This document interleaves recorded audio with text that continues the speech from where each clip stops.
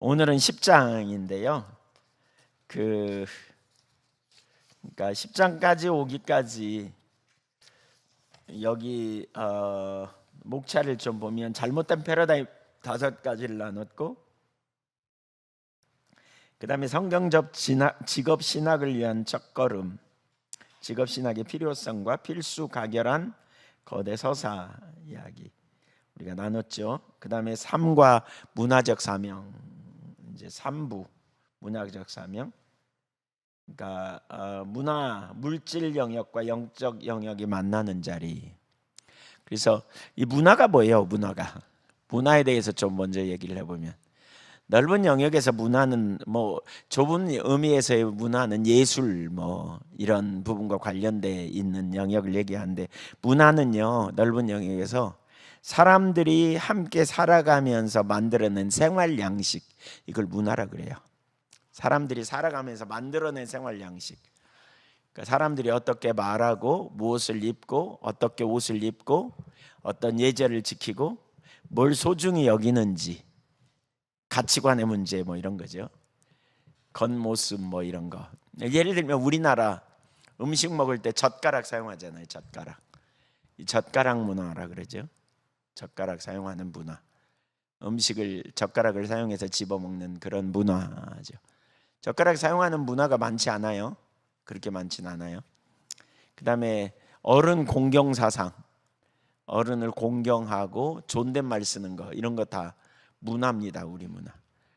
근데 어떤 분이 저 외국에 갔다가 어떤 이제 선교하러 갔다가 이렇게 그분이 이제 결혼하기 전에 이제 나중에 이제 뭐 지금은 이제 연세가 많지만 그 선교 여행을 갔다가 거기 자매를 만나가지고 한국에 왔는데, 여기 해남 사람이거든요. 왔는데 이제 한국에 거기서 좀 이렇게 교제가 됐던 모양이에요. 그래가지고 상당히 좋게 이렇게 여겨가지고, 그랬더니 그 자매를 한국으로 한번 오라 그랬더니 왔어요. 왔는데 이제 집으로 이렇게 데리고 가서 집에서 잤는데, 이렇게 어른이 오는데 누워갖고 안 일어났대요. 어른이 왔는데 이렇게 누워가지고는 안 일어났대요. 부모님들이 안 된다 이래가지고 그날로 끝났어요. 네, 문화가 다른 거죠. 예의가 없다고 우리는 딱 그 기준으로 보죠. 이게 문화가 서로 달라서 그래요. 어떤 옷을 입는지, 명절에 우리는 한복 입는 거 뭐 이런 거, 명절에 세배하는 문화 이런 거, 이런 거 다 문화예요. 문화. 예. 그러니까 문화가 다르면 어려운 거죠. 네. 생일날 미역국 먹는 거, 이런 것도 다 문화죠. 네. 문화예요. 음식, 살아오면서 그 지역에 많이 나는 거, 또 필요한 거, 이런 것들. 예, 음식 이런 거. 예. 바닷가 가깝 근처에는 싱싱한 것만 먹잖아요. 근데 뭐 강원도 저 산골 같은 데는 절인 명태, 절인 고등어, 예, 아니면 꽝꽝 언 명태 이런 거 뭐 먹고 그러죠. 그러니까 이게 다 문화죠. 문화가 왜 중요해요? 문화가 비슷한 사람끼리 어울려 살죠. 잘 살아요. 그리고 같은 규칙, 같은 생각을 공유하기 때문에 이해하고 소통하기가 쉬운. 일반적으로 문화가 이제 뭔지 그냥 가장 기본적인 개념이에요. 형성된 문화, 가정의 문화가 있죠. 그래서 이 문화와 이 문화, 결혼하면 이런 문화가 차이 때문에 상당히 쉽지 않은 일이 있죠. 자기 문화가 옳다고 생각하고 자기 살아왔던 게 익숙하기 때문에 다른 것과 충돌이 일어나는 이런 경향. 근데 이제 우리는 그리스도인으로서 하나님이 우리에게 생육하고 번성하고 땅에 충만하고 온 땅을 다스리고 정복하라, 그리고 경작하고 보호하라, 이런 말씀을 주셔서 문화 명령을 우리가 가지고 있는데, 문제는 이 문화의 이면에 우리가 지난번에 봤지만 외연화된 종교다, 그런 얘기를 했죠. 문화 이면에 누군가를 섬기는 영역이 있다.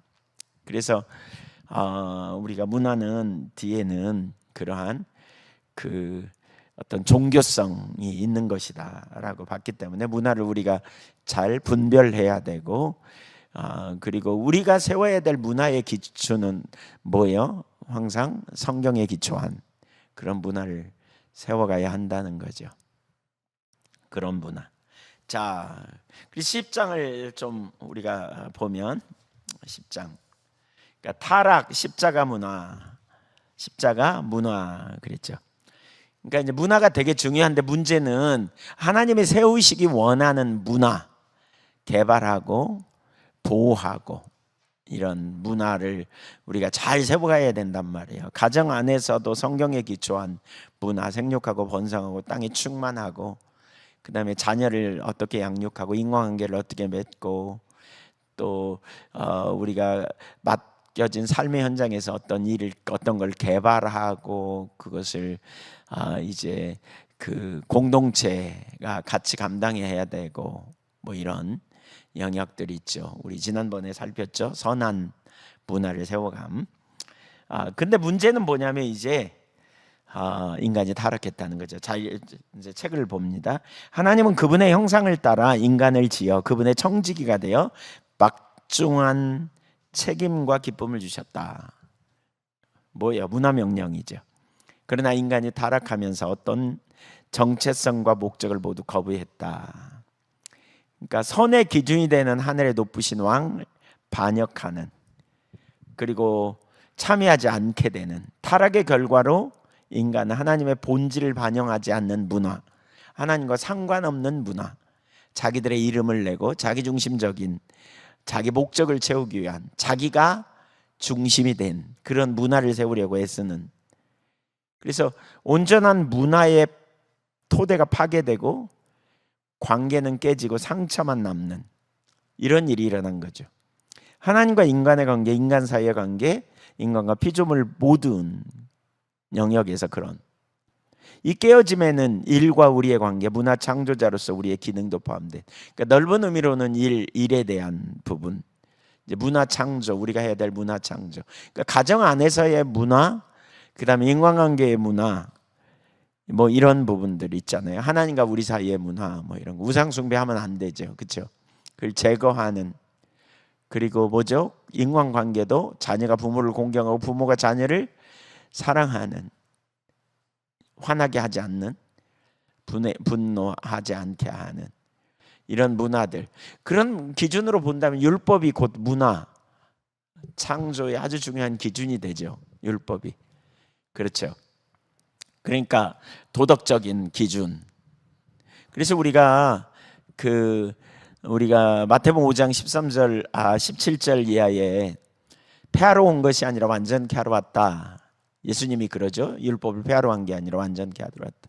그러면서 인간을 존중히 여기는 거. 그렇죠? 이웃과의 관계를 얘기하되 하나님을 예배하는 것만큼 소중함. 오늘날 수없이 많은 곳에서 일어나는 수많은 폐단과 잘못된 경향이 얼마나 심각한지, 근데 그런 부분들을 우리가 전환시키고 회복시키는 그런 일들이 우리 가운데 얼마나 중요한지. 그래서 그런 문화를 올바로 회복시키는 것이 되게 중요하죠. 그러니까 우선 우리가 이런 문화에 대한 올바른 이해를 갖는 게 되게 중요한 거죠. 성경적 이해, 이게 뭐예요? 성경적 세계관이죠. 성경적 세계관을 가져야 성경적 문화를 세우고, 이제 특별히 여기 라이프워크에는 우리의 삶이죠. 삶에서 일에 대한 영역들이 되게 많은데, 이게 우리가 성경적 세계관을 가져야 이게 이해되어지는. 그래서 이제 우리 그 8장에서는 성경적 세계관 다뤘죠. 아니 몇 장이죠? 6장에서인가? 네, 성경적 세계관. 그래서 이야기는 타락에서 끝나지 않았다. 하나님은 그분의 나라를 확장시키며 지금도 이 세상에서 일하고 계신다. 창조, 타락, 여기서 끝나지 않았죠? 멸망 아니에요. 구속의 일을 이루시는, 그래서 일하고 계시는 그 일이 뭐예요? 잃어버린 자를 구속하고 깨진 것을 회복하려고 십자가에서 돌아가셨다.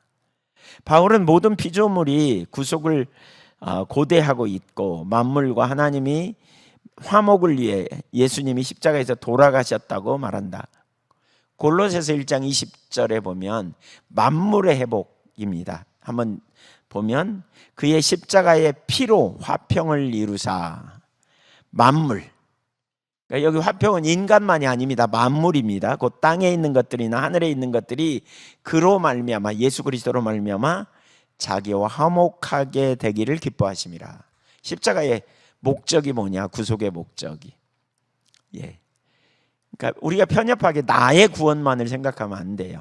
세상을 사랑하셔서 모든 사람이 구원받기를 원하고, 더 나아가 만물의 회복을 주님은 원하시는. 그래서 포괄적 구원, 총체적 구원, 그렇죠? 포괄성, 복음의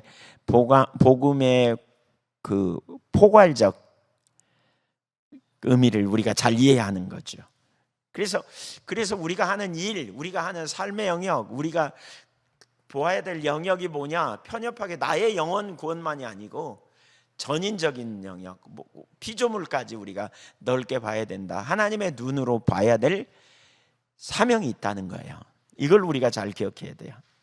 그래서 십자가는 하나님과 각 가인의 관계를 회복시키는 데서 나아가 모든 관계 회복의 기초를 놓는. 그래서 창세기 1, 2장에 기록된 문화적 사명 역시 새롭게 된다는 의미. 예수님의 죽음은 우리에게 주어진 문화 창조자로서의 사명을 확보하고 확증한다. 그러니까 회복하고 확증한다. 우리가 문화 창조의 사명이 우리에게 있다는 거예요. 달라스 울라드 하나님의 모략이라는 책에서 이렇게 말해요. 같이 읽어볼까요?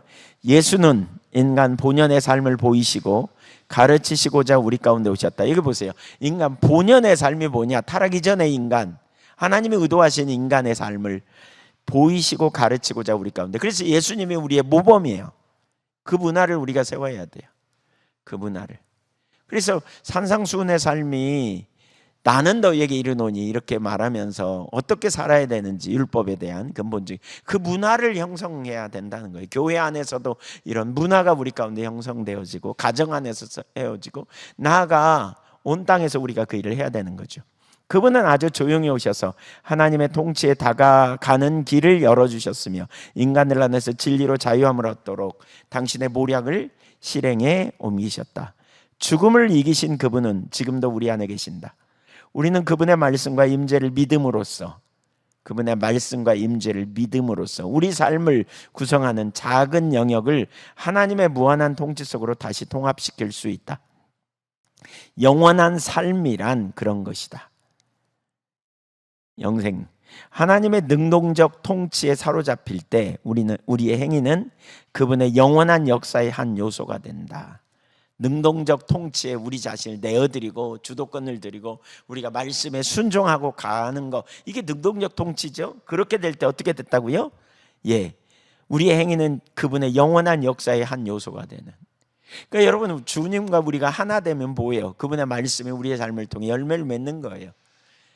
그러니까 그분 하나님의 말씀이 우리 속에서 실제가 되어짐, 이걸 뭐라 그래요? 요한복음 1장 14절에 보면 말씀이 육신이 되는 일이 우리 삶에서 실제로 일어나는 거예요. 일이 일어나야 돼요. 일. 한 사람 한 사람이 우리가 걸어다니는 하나님 나라, 그렇죠? 걸어다니는 작은 예수가 돼야 되는 거죠. 이걸 말하는 거예요. 그렇게 될 때 우리의 행위 속에 하나님이 우리와 함께 하시며 우리는 그분의 삶의 일부가 되고 그분은 우리 삶의 일부가 되는 것이다. 이게 하나님의 계획이라는 거예요. 이게 이제 달라스 울라드, 사실 이분의 책이 참 좋은 책이에요. 우리 이번에 지금 보려고 하는데 여러 중요한 요소들을 잘 다루고 있는데, 울라드는 우리의 삶과 일, 그리고 하나님의 삶과 일 사이에 신비한 유기적 관계,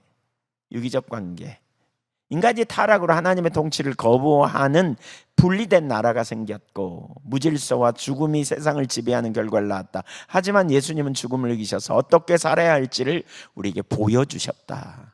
예수님의 모범인 거죠. 또한 하나님과 함께 일하며 타락으로 생겨난 어그러진 나라들을 고치셨고 하나님 나라와 다시 연합할 능력을 우리에게 주셨다. 이 능력을 주셨어요. 그러니까 궁극적인 목적이 뭐냐면 우리가 작은 예수로 살아가는 거예요. 그러니까 여러분, 우리가 세월을 아끼는 비결이 뭐냐면 왜 에베소서 5장에 그러잖아요. 이 타락한 세상에서 세월을 아끼고 우리가 살아가는 지혜로운 비결은 뭐예요?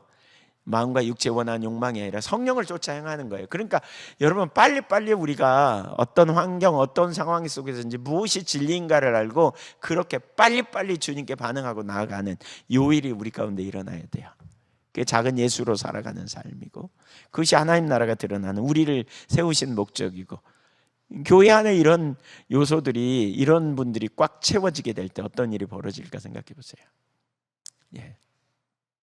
타락으로 우리는 청지기 직분을 감당하기가 더 어려워졌다. 문화적 사명을 생각하는 크리스천이라면 이 점을 꼭 기억해야 된다. 타락이 어려워졌다는 거죠. 하지만 인간에게는 예수님의 발자취를 돋치며 타락의 결과에 분명히 맞서 일어설 능력이 있다. 어떻게 해요? 성령이 우리 안에 계시고 우리가 그리스도와 연합되어져서 구원받은 하나님의 백성이 됐기 때문에. 1번, 어그러진 세상 속의 일. 일과 관련해서 지금 나누는 거죠.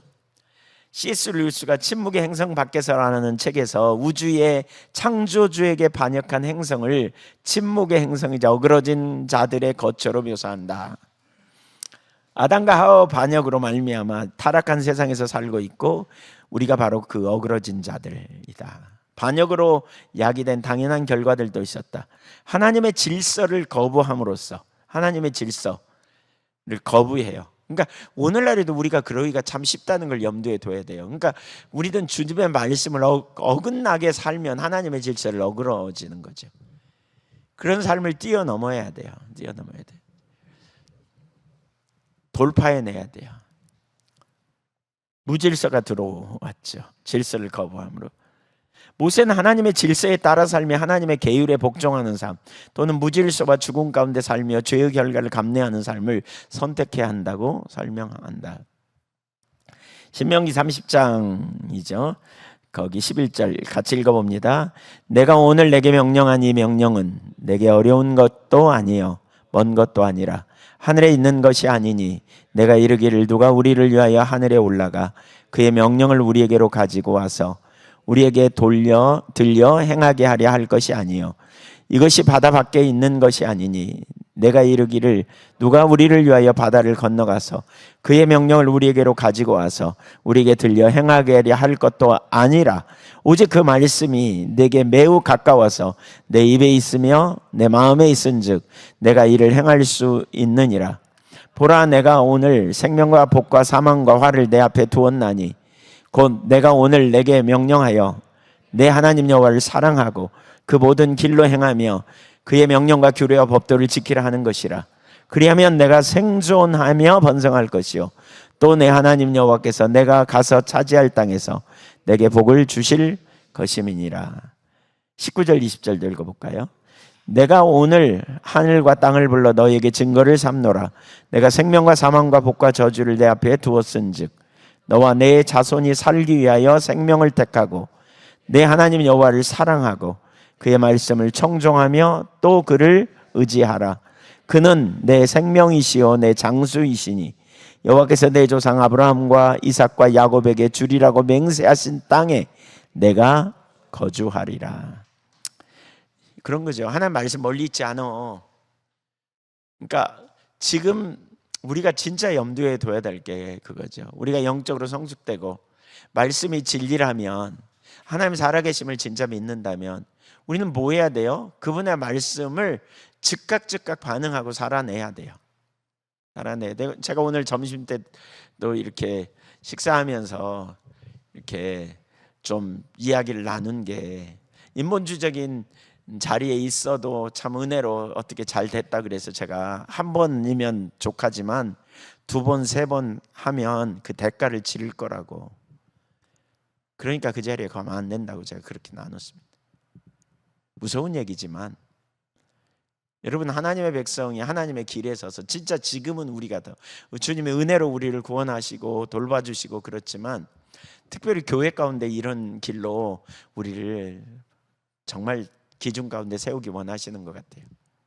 그렇게 우리가 단호하게 가야 돼요. 주님의 기준 가운데 은혜와 긍휼을 구하고.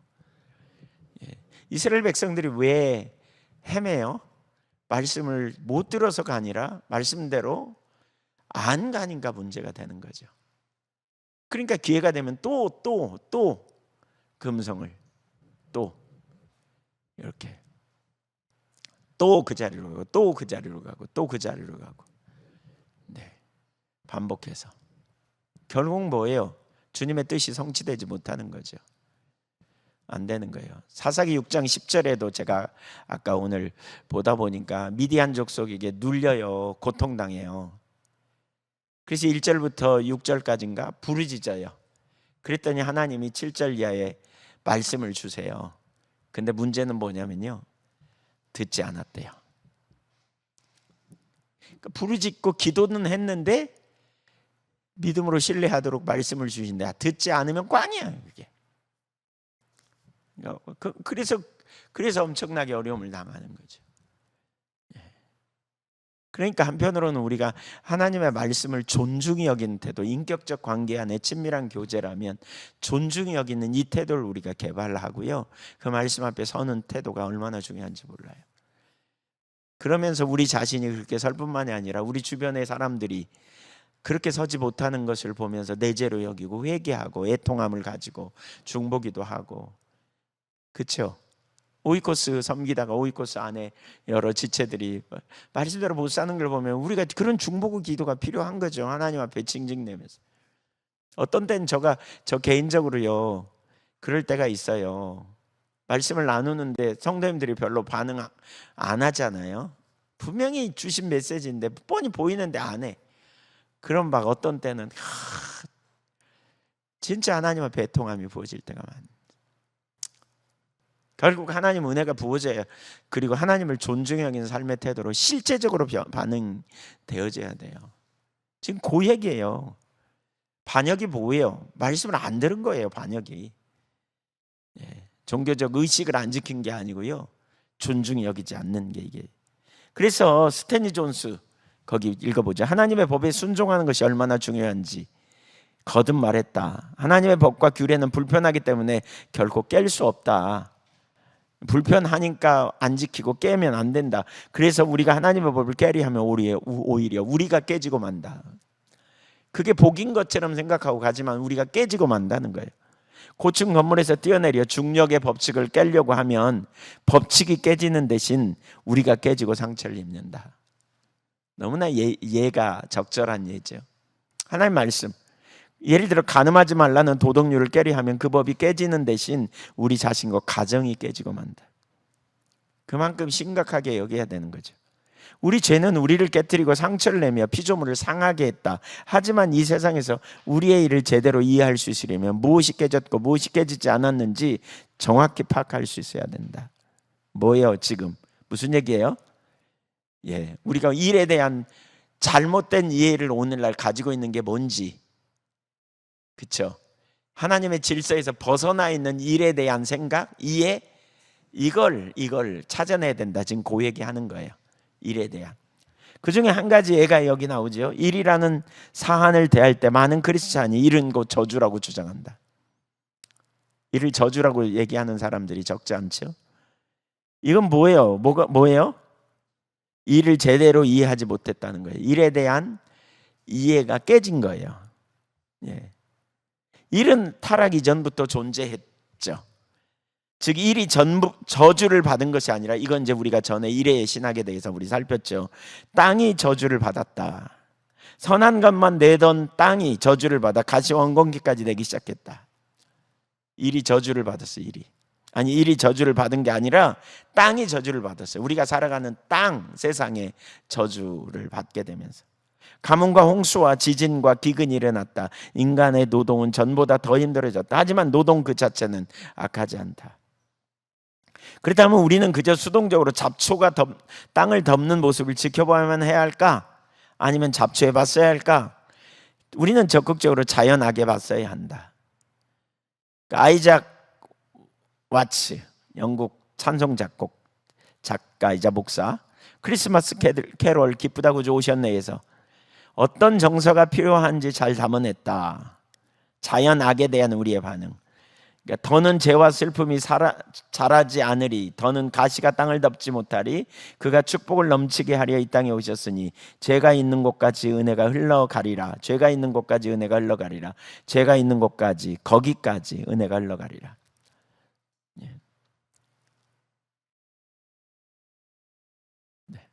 성경적 직업 신학을 개발하려면 무엇보다 일 역시 하나님이 심히 좋았더라고 창조하신 피조물의 한 분임을 기억해야 된다. 이게 뭐예요? 이게 질서예요. 근데 이게 깨지니까 일은 저주다 이렇게 말하는 거죠.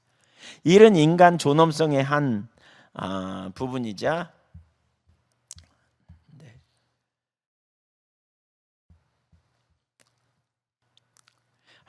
인간 본질의 일부로 인간이 일하시는 하나님의 형상에 참여하기 위해 일하도록 지으심 받았다.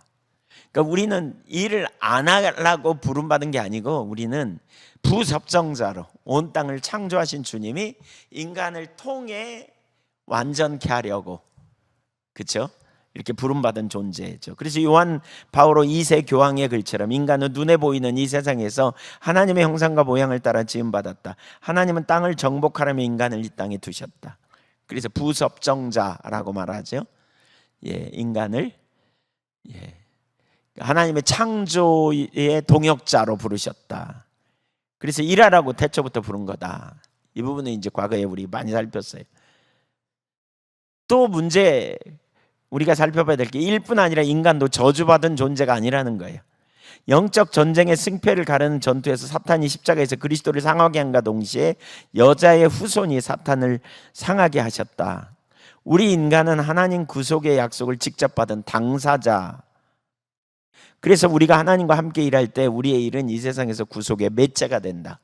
그러니까 우리는 적극적으로 일을 해서 하나님과 동역자로서 구속의 매체가 되는. 하지만 우리를 향한 하나님의 뜻에서 큰 부분을 차지하는 우리 삶과 일 전체는 죄가 가져온 타락 때문에 얼룩질 수밖에 없다. 죄로 말미암아 상할 대로 상한 세상에서 우리에게 맡겨진 역할을 감당하기란 결코 쉽지 않다. 그런 상황에서 일 자체가 하나님으로부터 나아가 신학적 닷과 의미에서 떨어져 나와 표류하는 상황에 봉착하기도 한다. 청지기 직분, 소명, 기업, 문화적 사명의 한 부분으로서 일에 갖가지 의문이 제기되면서 이를 지루하고 답답하고 기계적이고 반복적이며 힘들고 심지어 허무하다고 생각하게 하는 지경에 이르기도 한다. 근데 더 큰 그림에서 보면 타락의 결과로 경제 시스템이 하나님 나라의 원칙에 대해서 분리되고 말았다. 하나님 나라를 거스리는 원칙들이 득세하면서 경제 시스템은 탐욕과 부패의 지배를 받는다. 돈, 이런 영역, 착취, 억압, 이런 문제로 가는 거죠. 이러한 시스템들은 하나님의 형상을 담은 자들이 능력과 재능을 마음껏 펼치는 환경을 만들기는커녕 공산주의 유물론의 세계관에서처럼 이를 톱니바퀴가 돌 듯하는 기계적 움직임으로 제한하거나 중상주의 제도에서처럼 봉공군주의 뜻을 따라 움직이는 농노 수준으로 지부한다. 그냥 기계적인 어떤 끼인 어떤 한 부분만 감당해 창의적이고 이런 일을 하지 않게 되는 그걸 얘기하는 거죠. 죄는 이처럼 제도적 악을 낳거나 개인적인 차원에서 우리의 삶과 일이 하나님의 뜻에서 벗어나게 한다. 하지만 그때마다 하나님은 타락의 영향을 뒤집기 위해 일하시며 함께 일하자며 우리를 부르신다. 일에 대한 올바른 인식을 우리가 갖는 게 되게 중요한 거죠. 그런 문화를 세워가야 되는 거예요. 우리가 크게. 그러니까 개인적인 삶에서의 가정에서의 어떤 인간관계의 올바른 기준을 가지고 사람을 대하는 법, 어떻게 문제를 이렇게 해결해 가고 접근해 가느냐에 중요한 문제가 부분이 있는데 더 넓혀 나아가면 이제 일에 대한 우리의 자세와 태도가 중요하다는 거죠. 네. 그다음에 두 번째 현실주의, 이상주의. 그러니까 참 중요한 문제예요. 타락한 세상에서 산다는 말은 곧 윤리적인 악, 자연악과 맞서 싸울 책임이 우리에게 주어졌다는 뜻이다.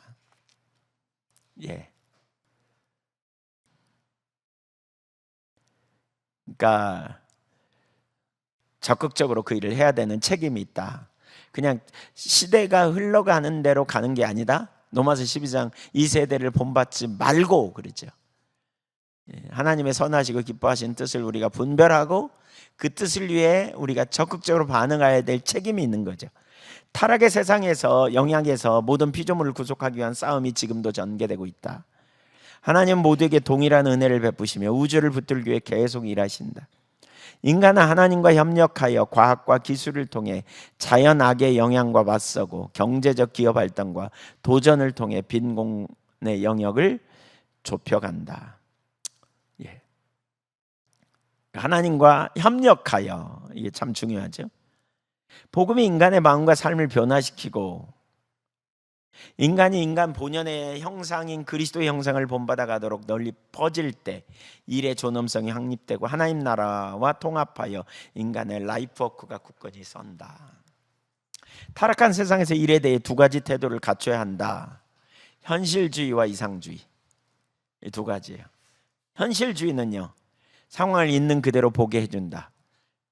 현실주의, 부패한 현상 경제구조, 부익부 빈익빈 현상이 나타나고 돈을 벌 수 있는 사람은 계속 벌고 막 그래서 막 아파트 투자하고 막 근데 가난한 사람은 도저히 집을 살 수 없는 상황이 되고 올려놓고 막 올려지고 그러니까 뭐 이런 거 이제 잘못된 거죠.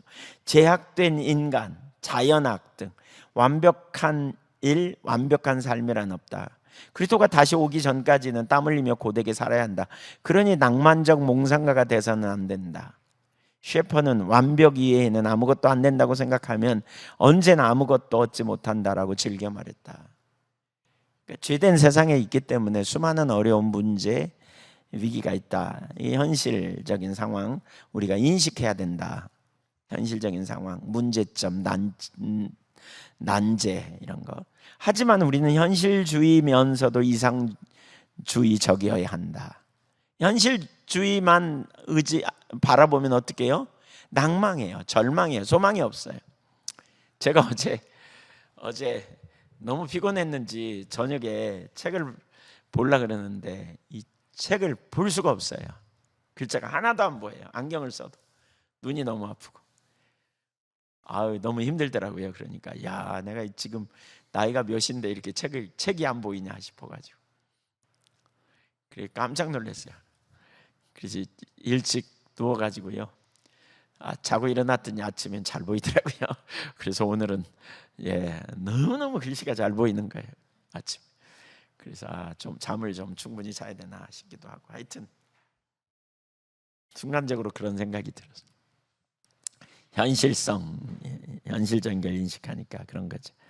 자, 그리스도가 십자가에서 결정적인 승리를 거두셨고 이 승리로 도덕적 악, 자연악과의 전 우주적 싸움에서 전기가 발현됐다는 사실을 분명히 한다. 이미 승리를 이루어 놓으셨죠. 최후 승리를 얻기까지 우리는 싸움이 있지만 이건 뭘 의미해요? 이건 이 전쟁의 최종 결과도 우리는 안다. 그리스도는 그분의 깃발을 따라 전장 한복판으로 들어가자며 우리를 부르셨다. 하나님은 이 세상에서 그분의 피조물을 구속하시고 그분의 나라를 건설하시며 지금도 일하고 계시다. 그러면서 우리로 그 일에 동참하도록 초청하시는 거죠.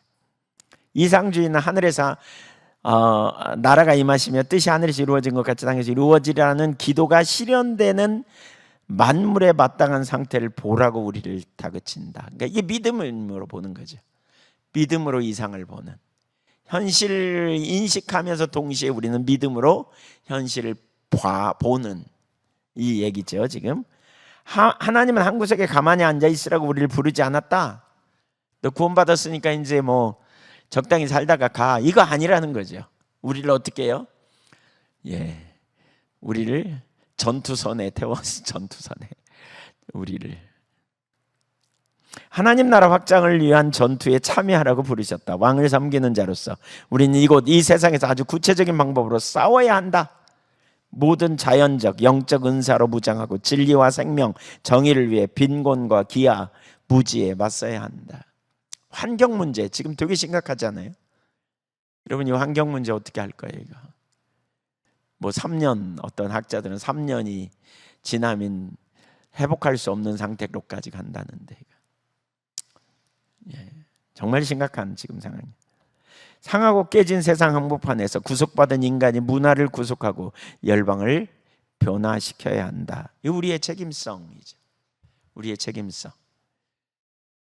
그러니까 가슴을 우리가 정말 그 사명 의식으로 채워야 돼요.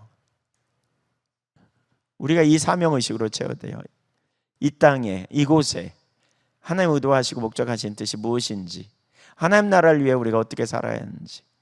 주님이 교회를 세우시잖아요. 신약시대 채소단은 교회예요. 구약시대에는 개인이었지만 신약시대에는 교회 공동체, 물론 구약에도 이스라엘 공동체였지만 교회를 통해서 주님이 일하세요. 그래서 저는 여러분이 적극적으로 지체가 되셔야 돼요. 교회의 지체가. 저는 지체가 되려면 지체가 되어야 된다고 생각해요. 지체가 안 된 사람들이 리더로 세워지면 심각해요. 왜 교회가 세워졌고 교회를 통해서, 이 교회를 통해서 뭘 하기 원하는지 이게 분명히 보여야 돼요. 하나님의 의도하신 뜻이 무엇인지, 하나님의 계획이 뭔지, 그리고 그 교회를 통해서 하나님이 주신 비전에 적극적으로 동참하고 그 뜻에 함께 해야 돼요. 함께 해야 돼요. 아직 그렇지 못한 사람들 되게 많거든요. 제가 볼 때.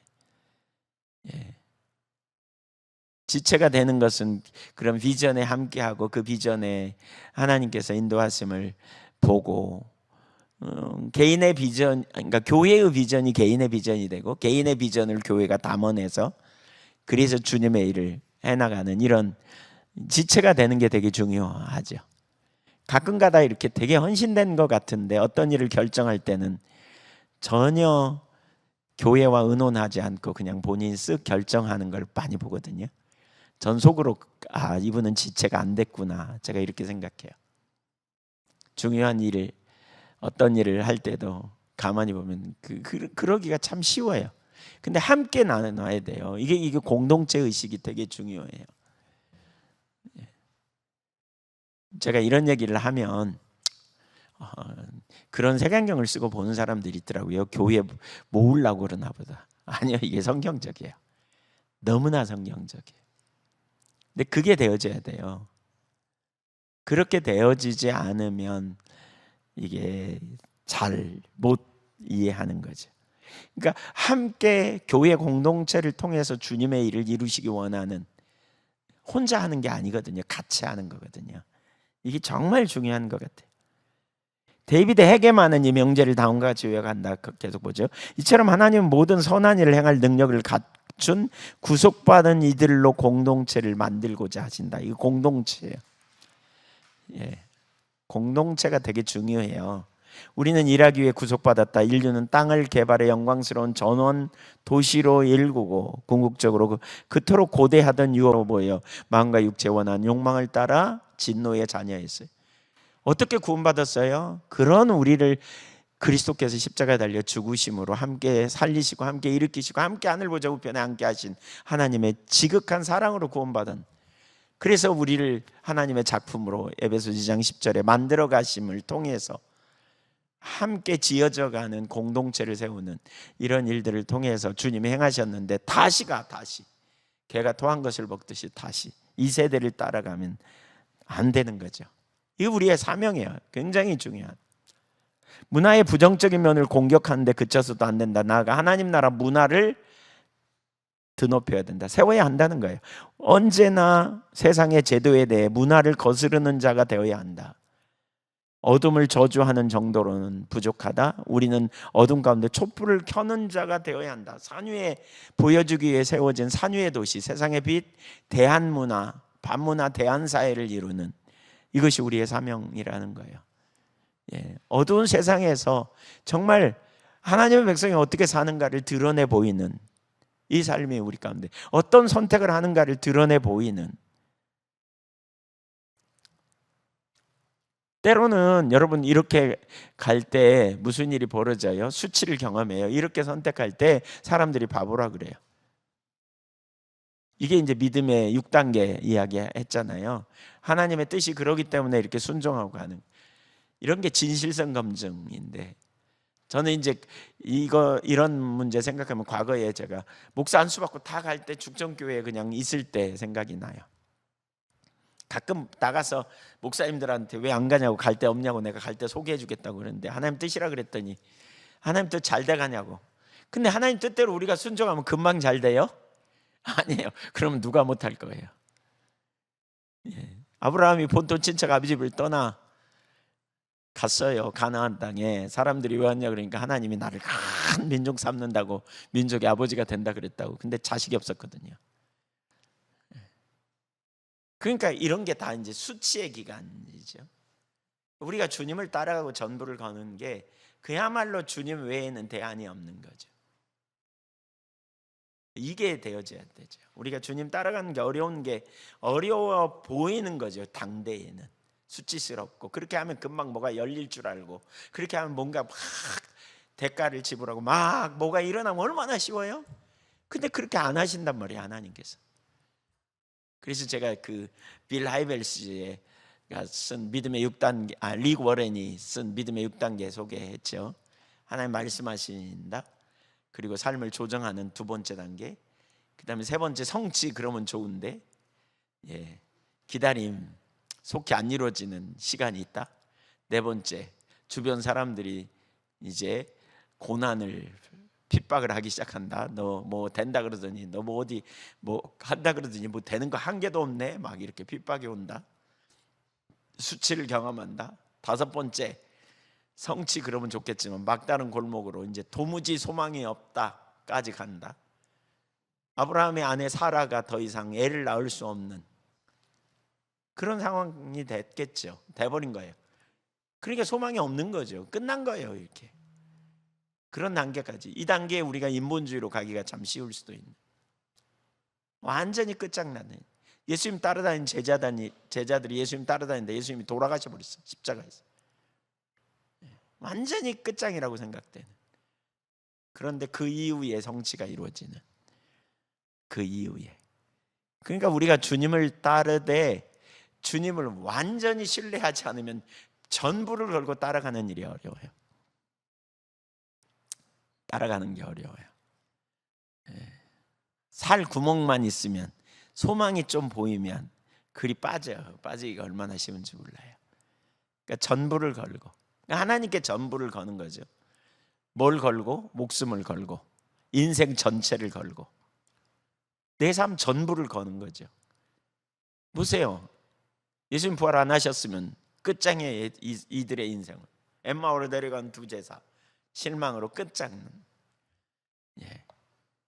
아브라함, 하나님 안 하셨으면 그냥 그대로 인생 마치겠죠. 방황하다가 끝나버리는 인생. 하나님의 약속은 하나도 안 성취된. 그러니까 우리가 주님 따라가는데 전부를 거는 이런 게 이제 쉽지 않죠. 그래서 이 과정을 통해서 우리가 뭐가 돼야 된다? 진짜 주님을 신뢰하는 자리로 가는 거죠. 진짜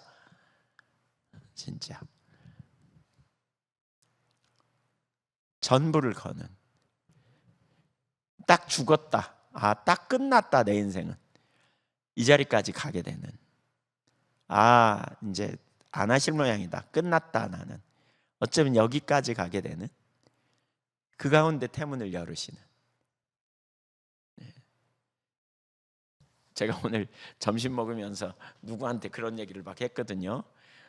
뭐 이렇게 목회하는데 자꾸 땅구멍이 생기면 목회 못할 수도 있는데, 그랬더니 아니래, 끝까지 잘할 거래. 그래서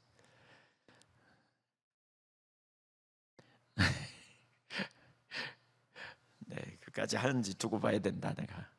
왜냐하면 딴 길이 보이면 그리 빠질 가능성이. 그렇지 않겠어요? 우리가 주님을 따라갈 때 전부를 거는, 주님의 뜻과 의도가 뭔지 우리가 보고 전부를 거는. 그럴 때 우리가 어두운 세상에서 타협하지 않고 하나님의 말씀을 따라 전부를 거는. 여러분, 이 과정으로 하나님이 우리를 인도하세요. 이 과정으로 우리 이제 다음 다음 과에서 사실 그 부분 더 하나님의 사람들을 이렇게 훈련시키시는 이 장면이 여기서도 나와요. 다음 과에서. 근데 그 일을 하세요. 빚어가시는 일 하세요. 그 일을 감당해야 되도록. 그러니까 우리가 그러한 빛의 사명을 감당하는 거 그냥 안 된다니까요. 근데 제가 볼 때는 산상수훈에서 팔복이 바로 그 과정이죠. 심령의 가난함, 애통함, 이건 우리가 만들어낼 수 있는 게 아니죠. 하나님과의 관계 안에서 씨름하면서 진짜 내 속에 선함이었구나, 그래서 우리 주 예수 그리스도뿐이구나, 이런 과정을 통해서 우리가 산유의 도시 주님을 신뢰하니까, 믿으니까 체험이죠. 그 과정을 통해서 십자가가 진짜구나, 주님의 죽으심이 진짜 이러기 때문에 내가 주님의 죽으심이 나에게 유일한, 십자가가 유일한 나의 소망이구나, 십자가 무한 영광이구나, 십자가가 그야말로 하나님의 놀라운 은혜요 사랑이구나, 이런 체험을 통해서만 우리가 그리 가는 거죠. 세상의 빛과 소금의 역할을 감당하는, 한 번은 죽었다 하는 그런 체험, 난 진짜 소망이 없다 이런 체험, 그리고 정말 주님의 전적인 구원의 은혜를 경험하는 이런 체험들, 이런 게 이제 우리가, 그러니까 세상에서 물에 물 탄 듯 술에 술 탄 듯 뭐 그러잖아요. 우리 본능이 그러잖아요. 조금 뭐가 좀 그러면 자꾸 인본주의를 우리가 택하잖아요. 이거 안 되는데 그러면서 가잖아요.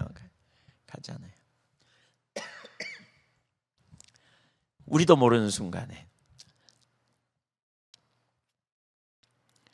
그런데 어떻게 문화가 형성되겠어요? 그런데 어떻게 하나님 나라 문화를 우리가 세울 수 있겠냐고요.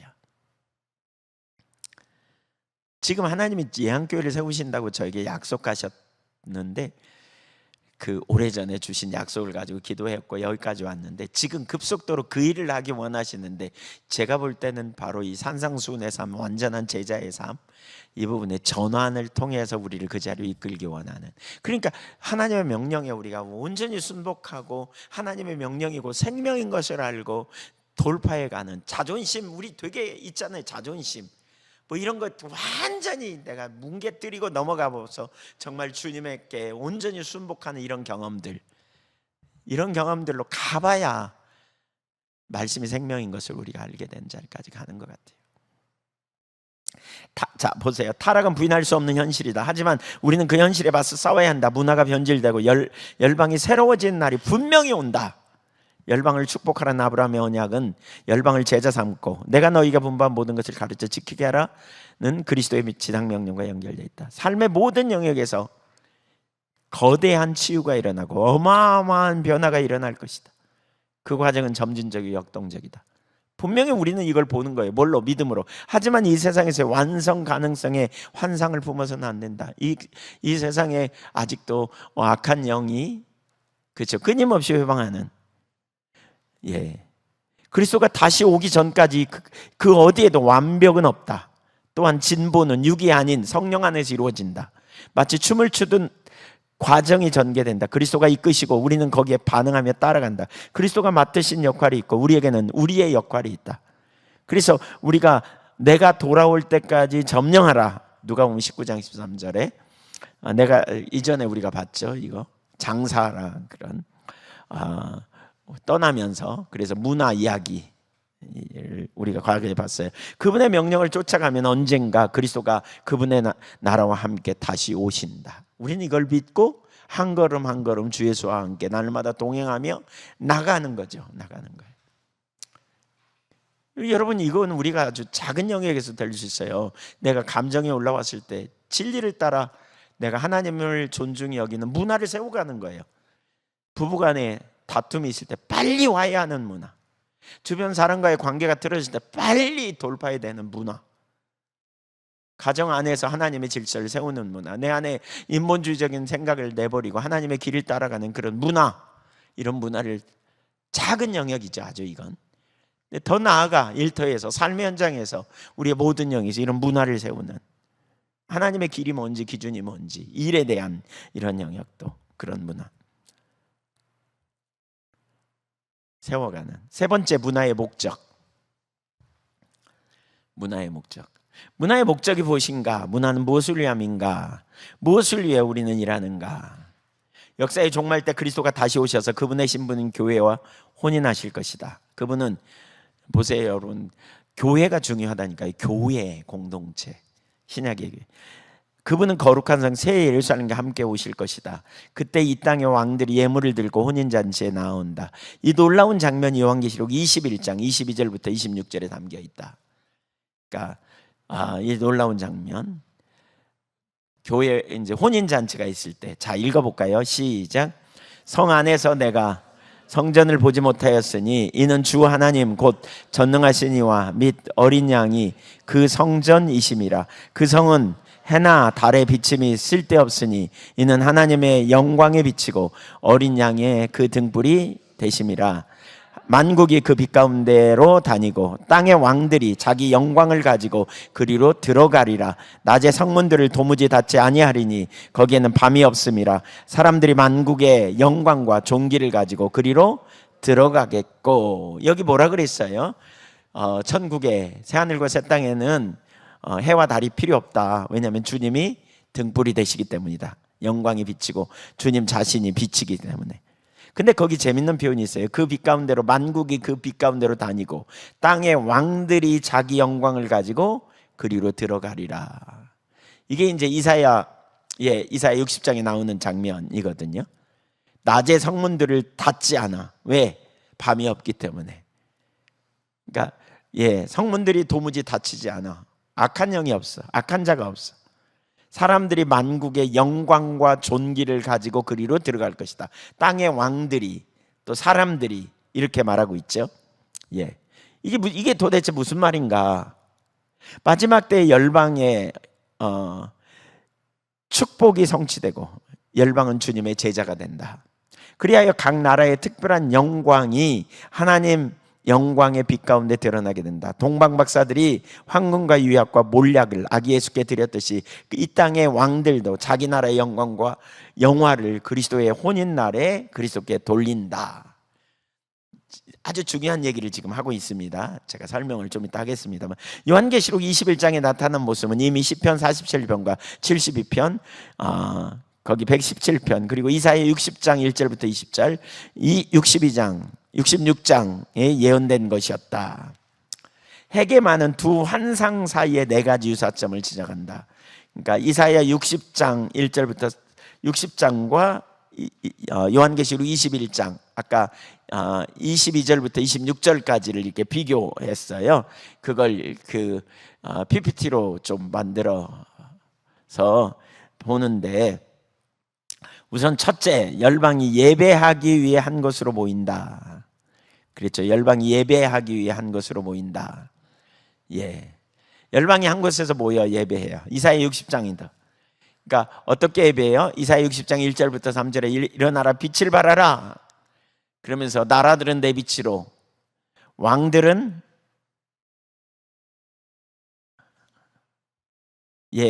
비치는 내 광명으로 나오리라 그랬죠.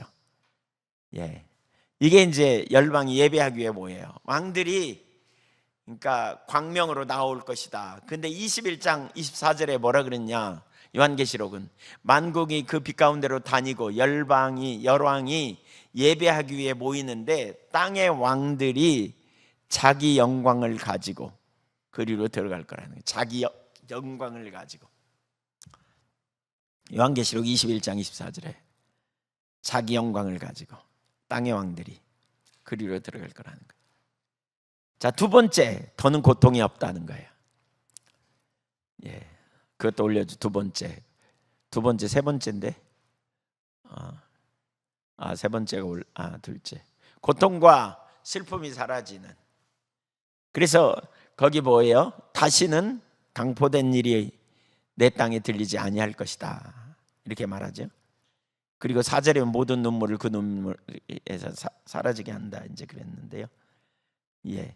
그 다음에 더는 고통이 없는. 그 다음에 요한계시록 21장 4절에 보면 모든 눈물을 닦아주시니 다시는 사망이 없고 애통하는 것이나 곡하는 것이나 아픈 것이 다시 있지 아니하여 전 것들이 다 지나가는 이런 새 세상이 있다. 그러니까 이사야 60장의 환상이 요한계시록에 일어난 이 사건이죠. 헤게만이라고 하는 학자가 이걸 세 번째, 성문이 다시 닫히지 않는다는 거예요. 예, 내 성문이 항상 열려 주야로 닫히지 아니하리니 이는 사람들이 내게로 이방 나라들의 재물을 가져오며 그들의 왕들을 포로로 이끌어옴이라. 사실 그 원어에는 포로란 말이 있지 않은데 21장 25절에 뭐라 그랬어요? 낮의 성문들은 도문이 닫지 아니하리니 거기는 밤이 없기 때문이다. 그래서 성문이 다시 닫히지 않는. 네 번째, 열방이 예물을 드리는. 열방이 뭐라 그랬어요? 낙타, 금, 유황, 양, 무리 등 다양한 예물. 요한계시록에서는요, 만국이 예물을 가지고 성에 들어옴. 열방의 예물과 재능이 하나님께 드려지는 것. 그러한 놀라운. 자, 밑에 보죠. 앞서 언급한 대로 이 말씀에서 열방이 살아계신 하나님을 예배하고 어린 양의 혼인을 축하하기 위해 모인다. 열방이 하나님의, 그분의 이야기가 끝날 때 그리스도가 그분의 나라를 완성하시며 다시 오신다. 그때 하나님께 영광이 되는 우리 삶과 일의 모든 부분이 그리스도께 선물로 드려진다. 각 나라에서 독특한 천연 자원들로 선물 목록에 들어가리라 짐작해 본다. 하지만 이뿐이 아니다. 사람들의 손으로 행한 일, 공예품, 예술, 각자의 재능으로 빚은 작품들을 그리스도께 선물로 드린다. 이게 무슨 얘기예요? 이게 무슨 얘기냐면 그러니까 이제 여목사님이 쓴 일의 소명, 여기 책 4권에 보면 일의 가치, 영속적 가치에 대해서 다루면서 사실 이 부분은 수많은 학자들이 얘기하는 얘기예요. 그러니까 예수님이 부활하실 때 부활하기 이전과 이후에 무슨 차이가 있었어요? 아닌가? 예, 연속성인상이 있고 그러니까 불연속성이 있어요. 연속성이 있고 불연속성. 연속성이라는 말은 예를 들면 뭐예요? 음식을 잡수셨어요. 그렇죠? 제자들이 예수님의 몸을 만졌는데 그대로 있었거든요. 이건 연속성이에요. 부활 이전과 이후가. 그렇죠? 근데 불연속성은 뭐예요? 예수님을 보면서도 못 알아봤어요. 엠마오로 내려가는 두 제자. 순식간에 없어졌어. 또 벽을 뚫고 들어오셨어. 문을 잠궜는데. 이거 불연속성. 그러니까 부활 이전과 이후의 연속성과 불연속성이 있다. 톰 나이트가 이 부분을 얘기하면서 예수님이 재림한 이후에 새 하늘과 새 땅에 대한 이야기 이제 얘기하네. 우리는 보통 뭐예요? 불로 싹 태워져서 없어질 거다. 완전히 그냥 없어지고 새롭게 할 거다. 근데 그게 아니라는 거죠. 예를 들면 이제 거기 성경 몇 구절을 좀 제가 여기 보면 요한계시록 21장 5절에 보면 이런 표현이 있어요. 요한계시록 21장 시작. 보좌에 앉으신 이가 이르시되 보라 내가 만물을 새롭게 하노라 하시고 또 이르시되 이 말은 신실하고 참되니 기록하라 하시고 새 하늘과 새 땅을 말해요. 그런데 이 구절에 새롭게 한다라는 헬라어 단어가 두 가지 단어가 있다는 거예요. 새롭게 한다는 단어가 이 구절에 나온 새롭게 한다. 근데 헬라어로 새롭게 한다는 두 단어인데 하나는 네오스라는 단어인데 이거는 전혀 새로운 이런 의미고요. 그 구절 다시 올려줘요. 전혀 새로운 이런 의미고 카이노스라는 단어가 있는데 이것은 이전의 것을 새롭게 회복시킨다 그런 의미예요. 그러면 이 단어에 여기서 쓰는 단어는 카이노스예요. 그러니까 새 하늘과 새 땅 새롭게 하는데 만물을 새롭게 하는데 완전히 없는 것을 새롭게 하는 게 아니고 완전히 없던 것을 새롭게 하는 게 아니고 전에 있던 것을 새롭게 회복시킨다 그런 의미라는 거예요. 그러니까 새하늘과 새 땅, 예수님의 재림 이후에 새하늘과 새 땅이 일 때 연속성이 있고 불연속성이 있다라고 표현하는 거예요. 이걸 말하는 거예요. 이걸. 네. 고린도전서 3장에도 보면 12절부터 15절에 보면 그러니까 금이나 은이나 보석이나 나무나 풀이나 집으로 이 터 위에 세우면 어떤 건축물이 세워졌는데 어떤 것으로 세워졌느냐의 문제죠. 각 사람의 공력이 나타날 텐데 그날 이 공적을 밝힌 건데 불로 나타날 것이다. 불이 지나가면서 불로 싹 타버릴 거라는 거죠. 만일 누구든지 그 위에 세운 공적이 그대로 있으면 상을 받고 누구든지 그 공적이 불타면 해를 받으리니 그러나 자신은 구원을 받되 불 가운데서 받은 것 같으리라. 어떤 것은 하나도 안 남고 싹 타버리고 어떤 것은 남을 거다. 그 구절과 연결된 부분, 마지막 날에 대한 예언이라는 거예요. 톰 나이트는 이렇게 말해요. 이렇게, 우리는 불에 의한 심판의 순간을 지나서 현세에서 행한 일과 창조주 하나님이 만들고자 하는 새로운 세상 간의 연속성에 대한 이토록 강력한 인식을 보지 못한다. 잘 지어진 집들은 살아남게 될 것이라고 바울은 말한다. 달리 말하면 그러한 집들은 창조주가 의도하고 있는 장차 도래할 세상의 일부가 될 것이라고 말이다. 터를 놓는 것이든 집을 짓는 것이든 선하고 진실한 사도적 사역은 살아남게 될 것이다. 이렇게 말해요. 일의 신학 성경 주석도 성경 전체를 통틀어 세속적인 일의 영속적 가치를 가장 고지곧대로 언급한 구절이다. 이렇게 표현해요. 그러니까 우리가 하는 일이 다 없어지지 않는다는 거죠. 그날. 그러면서 뭐라 그러냐, 하나님께서는 모든 신자들이 어떠한 환경에 처해 있든지 일을 할 수 있도록 부르셨고 그러한 부르심을 성취할 수 있도록 구체적인 은사를 부어주셨다. 타고난 재능, 습득된 기술, 그리고 하나님이 주신 어떤 그러한 특별한 은사들, 이런 얘기인데요. 하나님께서는 우리가 이 은사를 하나님의 목적에 부합하도록 책임감 있게 사용하길 기대하시며 또한 우리의 일을 점검하실 것이다. 그리고 우리가 하나님께서 주신 은사와 은혜에 힘입어 일을 탁월하게 해낸다면 그 일은 영원한 하나님 나라의 일부가 될 것이다. 우리는 고용주에게 인정받거나 더 많은 급여에 매달리기보다는 이러한 사실에 동기를 부여받아 최대한 선행을 행해야 한다. 이렇게 말해요. 최대한 선행을 행해야 한다. 이게 일의 주석 성경, 일의 신학 성경 주석 두란노에서 편집한 세계적인 많은 학자들이 함께한 이런 거죠. 그러니까 그 연속성과 불연속성에 관한 이런 표현이 되게 많이 나와요. 되게 많이. 그러니까 연속성이 있다라고 하는 건 뭐냐? 영원히 남을 가치가 있는 일이 있다. 이런 표현들이 이제 고린도후서 5장 2절부터 4절, 로마서 8장 19절, 몸의 구속을 기다린다. 이 말은 이제 연속성을, 부활에서의 연속성을 보여주는 것처럼 현재의 창조 세계와 새 창조 사이의 연속성도 있다. 이렇게 말하는데 이걸 뭘 우리에게 가르쳐 주냐면 우리가 하는 일이 얼마나 가치 있는, 영원히 남을 가치가 있는 일일 수 있다. 지금 그 얘기 하는 거예요. 지금 그 얘기. 그러면서 거기 뒤에 보세요. 내 친구 밤모핏 존 우두, 드완다의 목회자 집회 참석자 같다는 거죠.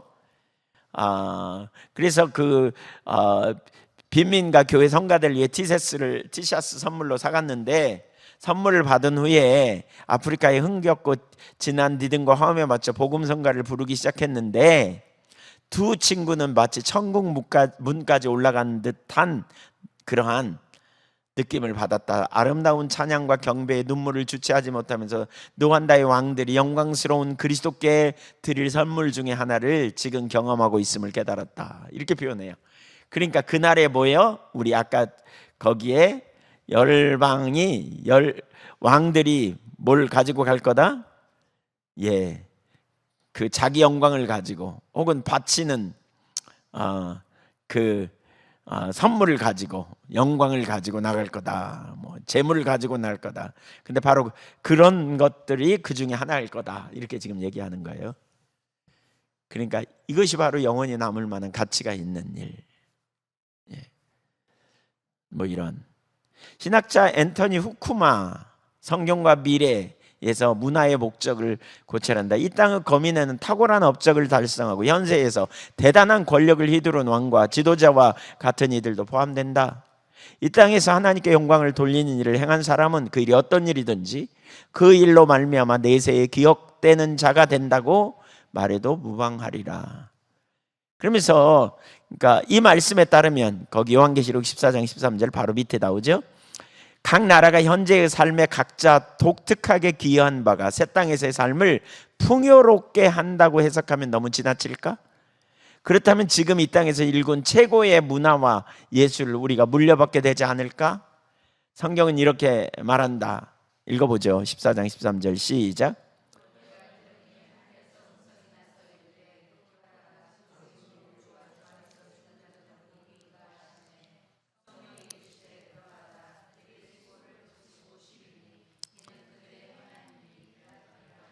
그들의 행한 일이 따름이라. 여기 헤게만은 이 말씀을 이렇게 묵상한다. 여기서 우리는 인간이 유하여 지으심 받고 후에는 유하여 구속받은 일이 영원까지 이어짐을 보게 된다.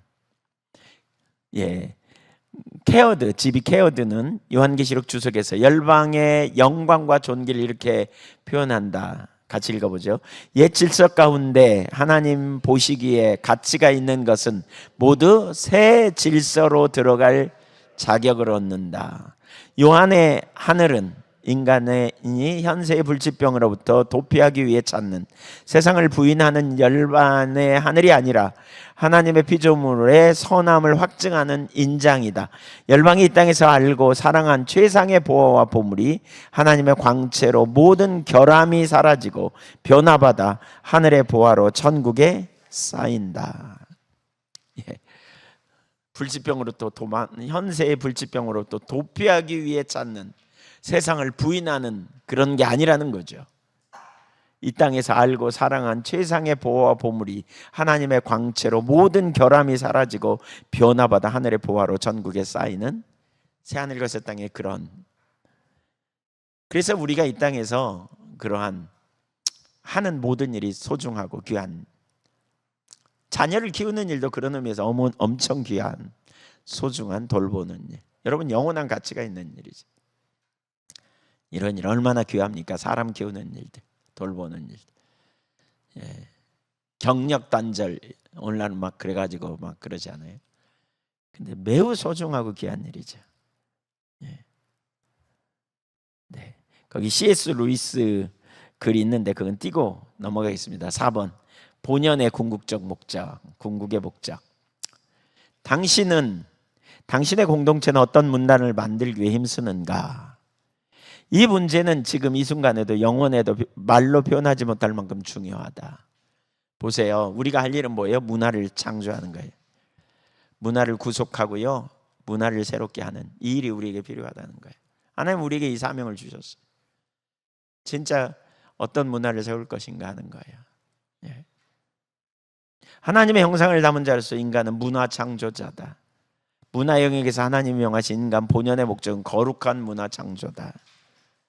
하나님의 모든 진리와 아름다움, 공의 가운데 그분의 본질과 성품을 구현하는 문화를 창조하는 일이다. 반역과 무지로 인간은 이 세상의 깨어짐과 상함을 더 증폭시켰다. 하지만 하나님은 만물을 그분과 화목하게 하시려고 지금도 일하신다. 하나님은 화목자로서 그의 나라를 확장하시며 우리 또한 화목자로서 하나님과 함께 일하고 이 땅에 진정 하늘에서 온 하나님 나라의 문화를 드러낸다. 바로 우리가 그 일을 하고 하나님 일하신 것과 함께 우리가 함께 하는 거죠. 네덜란드의 신학자 헤르만 바빙크 유명한 분이죠. 가장 넓은 의미에서 문화는 하나님이 자신의 형상으로 인간을 지으신 목적이다. 여기에는 사냥이나 고기잡이, 농업, 목축 같은 가장 오래된 직업뿐만 아니라 상업과 무역, 과학과 예술이 포함된다. 영속적 가치가 있는 일을 우리가 해내는 거죠. 이 땅에서 영속적 가치가 있는 일. 사업을 해도요, 어떻게 해요? 하나님의 기준을 따라 올바르게 행하는 일 너무너무 중요하죠. 사업에 거짓말하고 사업에 우리가 뭐 적당한 수단 방법을 동원해서 하는 이런 게 팽배한데 그런 걸 싹 빼내고 올바른 기준 가운데 하는 일, 하나님의 기준 따라 세우는 얼마나 소중한 일인지 모르죠. 의사나 요리사, 부동산 개발업자, 목자, 소프트웨어 개발자 등 어떤 직업에서 종사하는 우리는 모두 문화 창조자로 일한다.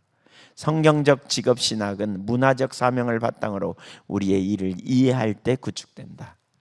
성경의 거대 서사 전체가 창조에서부터 완성까지 전 과정을 증언하듯이 우리는 궁극적으로 사람들이 그리스도께 나아가고 하나님 나라의 삶에 가까이 가며 자신의 라이프워크를 하나님 나라 문화 확장에 드리는 모습을 보기 위해 일한다. 그리고 바로 이렇게 일할 때 우리를 향한 부르심, 우리의 삶과 일과 하나님 나라의 접점을 발견한다. 네. 다음 장에서는 그 우리의 부르심이 뭔지, 뭘 의미하는지 생각해 보자 이렇게 말하고 있죠. 그러니까 문화 창조의 사명이 우리에게 주어짐, 우리가 어떻게 서야 하는지 이런 사명 의식이 우리 가운데 더 분명하고요. 무엇보다 여기서 말하는 한 가지 우리가 앞부분에서 말하는 건 우리가 그렇게 하나님의 말씀을 존중히 여기고 길을 따라갈 때 궁극적인 승리가 있고 우리는 그 사명이 있고 그렇게 살아내야 될 책임감이 우리에게 있는 건데 우리가 바로 그렇게 적극적으로 반응하고 나갈 때 진정한 승리가 있고 진정한 생명이 있는 이걸 우리가 분명히 인식하는 게 너무너무 중요한 영역이죠. 네, 너무너무 중요한 영역이죠. 중요하죠? 네, 진짜 중요한 부분이에요. 이 부분 하나하나 사실 올바로 우리가 공부하고 깨달아가는 게 되게 중요하다고 보이고요. 우리가 정말 하나님이 우리를 이 땅에 부르신 부르심의 목적이 뭔지, 우리의 사명이 뭔지, 개인적인 자기중심에 머물러 있어서 우리가 생각의 지평이 넓어지고 우리가 해야 될 사명이 무엇인지 우리가 생각하고 정말 우리 모두가 그렇게 정말 주님 앞에서 반응하고 나갈 수 있기를 소망합니다.